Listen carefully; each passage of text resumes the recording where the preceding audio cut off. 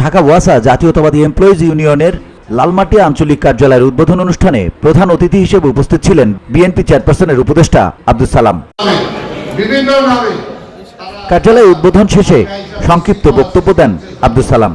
এ সময় তিনি অন্তর্বর্তীকালীন সরকারকে উদ্দেশ্য করে বলেন, আওয়ামী লীগ এই সরকারকে প্রতিহত করতে নানা ষড়যন্ত্র করে যাচ্ছে। আওয়ামী লীগের এসব ষড়যন্ত্র একমাত্র বিএনপি মোকাবেলা করতে পারে উল্লেখ করে এই বিএনপি নেতা বলেন, তারেক রহমানের মামলা প্রত্যাহার করে তাকে দেশে ফিরিয়ে আনুন।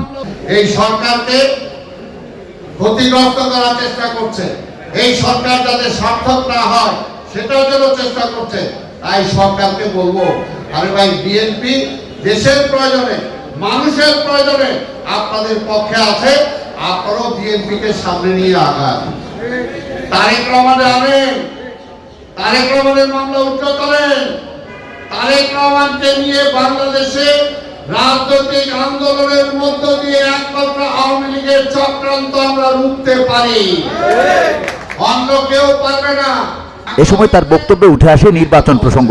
বলেন, দ্রুত নির্বাচনের রোডম্যাপ দিন, জনগণ ভোটাধিকার প্রয়োগ করুক। দেশে গণতন্ত্র ফিরে আসলে আওয়ামী লীগের মতো অপশক্তি বিএনপি মোকাবেলা করতে পারবে। সরকারকে বলবো, আপনি নির্বাচন শিডিউল দেন, নির্বাচন কবে হবে সেটা বলেন। জনগণ নির্বাচনের রাস্তায় নামা পড়বে, তখন রাস্তায় যারা ব্যারিকেড দেবে এই জনগণই তাদেরকে সরাবে, এই জনগণই সরাবে। আব্দুস সালাম কথা বলেন পতিত স্বৈরাচারের সময়ে দুর্নীতির বিষয়ে।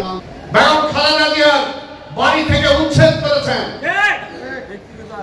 ব্যক্তিগত আক্রোশে, তারেক রহমানের উপর ব্যক্তিগত আক্রোশে একের পর এক মামলা দিচ্ছেন, তারে মেরে ফেলার হুমকি দিচ্ছেন। এই সমস্ত মামলায়, আর ভাই মামলা তো অনেক হাজার হাজার, সেই কাছে আবার বলে আসবো, আমরা তো বলি আসেন আসেন, আমরা স্বাগত জানাই। আমরা স্যান্ডেল চপ্পল ঝাড়ু নিয়ে ওয়েট করতেছি, আর পুলিশ হ্যান্ডকাপ নিয়ে অপেক্ষা করতেছে, অপেক্ষা করতেছে না?